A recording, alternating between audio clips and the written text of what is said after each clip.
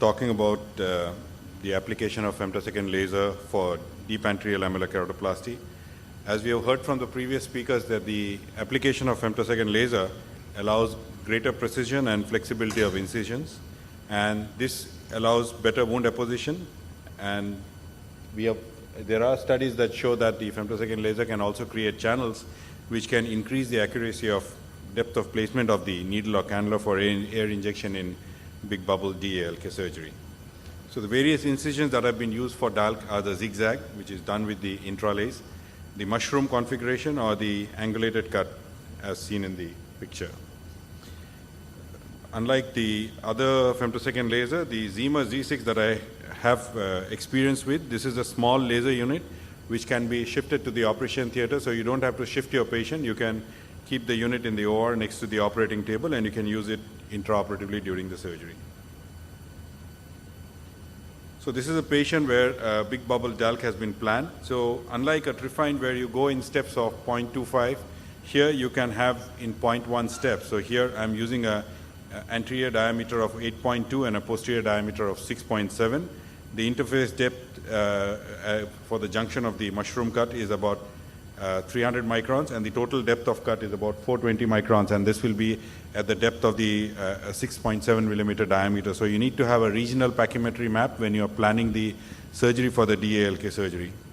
So if you look at the surgery that we apply we do a mark of the corneal center, we apply the femtosecond laser, do the mushroom cut, and then you go and prepare your donor. So you can see that's the donor tissue being prepared on the artificial chamber. Now we do an anterior lamellar debulking. So basically we remove at least 40 to 50% of the corneal stroma.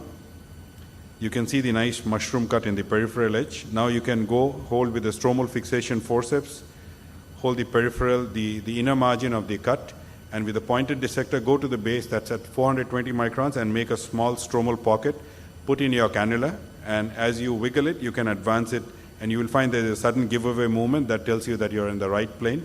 As you inject air, you get the big bubble. Here the advantage is that the big bubble will go up to a size of about 8.5, but your inner diameter is only about 6.7, so the bubble will go beyond the inner edge, so you'll get a nice vertical edge that you can have.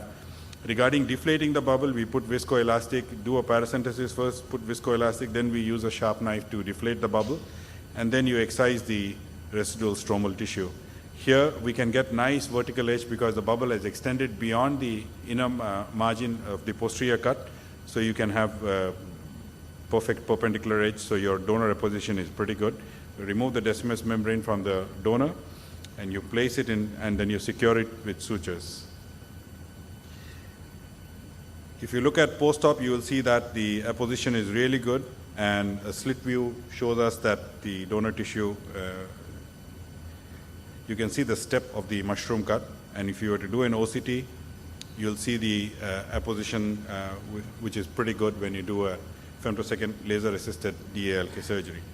Even in the presence of having, like this is a patient where there were intracorneal rings, the intacts which were applied, and we could go ahead and do the femtosecond laser mushroom cut because that was beyond the 6-7 millimeter zone. And doing the surgery, the rest of the steps were pretty similar. That's the post-op outcome.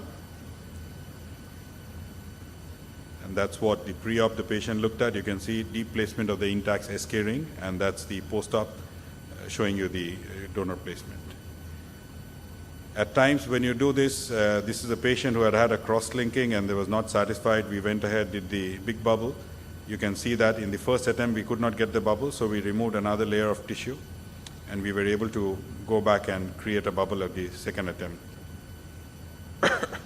So if you have complications during the femtosecond laser DALK surgery, some papers have suggested that, let's say you have a perforation, you have the advantage of having a shaped cut in the periphery, so you can easily do a femto PK, which gives better result than a conventional penetrating keratoplasty surgery, as what Amit had mentioned in his earlier presentation.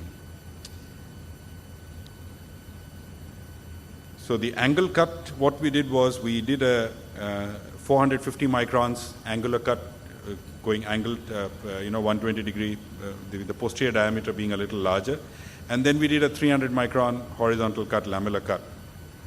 So the advantage is that you can just lift up the 300 microns, so you don't need to do a manual anterior lamellar keratectomy.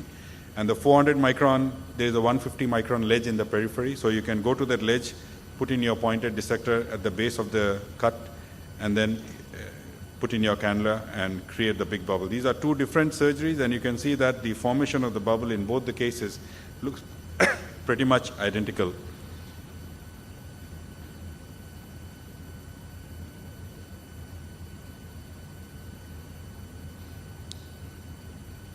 And you can see that the donor is prepared here, where the posterior diameter of the donor is larger than the anterior diameter. It's not a mushroom cut, but it's an angled cut. Comparison between the femtosecond mushroom configuration and manual straight defined. This was a paper published in BJO in 2014, again from David Rootman in Canada. In both the group, they found that the overall astigmatism, the visual recovery was not too different, except that the group with the mushroom configuration had an early visual recovery at about 3 months. They had a stable refraction, but the overall, in terms of the overall astigmatism, the overall induced myopia, in both the groups, it was not significant. There was significance was only seen in the first 3 months. At 1 year, both the groups were comparable. So as such, as long as the sutures are there, they seem to work very well. But once the sutures are removed, the refractive outcome may not be too different between the two groups. There is a recent paper that looks at the wound strength, and they presume that because of the greater surface area and shaped incisions when you see with the femtosecond laser, the wound strength is higher as compared to conventional straight edge configuration that you do with the manual Trifine for DALK surgery. What femtosecond laser does is adds greater precision to the procedure. You're able to center better. You can get nice matching donor and host edges. You have more options in terms of choosing the sizing. Possibly it gives greater tectonic stability and visual improved outcomes. We have been using it for the past 2 years, and for the initial about 15, 16 cases that we have done using the femtosecond laser, because none of them have undergone complete suture removal. So as long as the sutures are in, we have found that these group of patients definitely have a better unaided and corrected visual acuity compared to the manual. But what remains to be seen is once you remove the suture, whether they maintain it or whether we have greater induced astigmatism.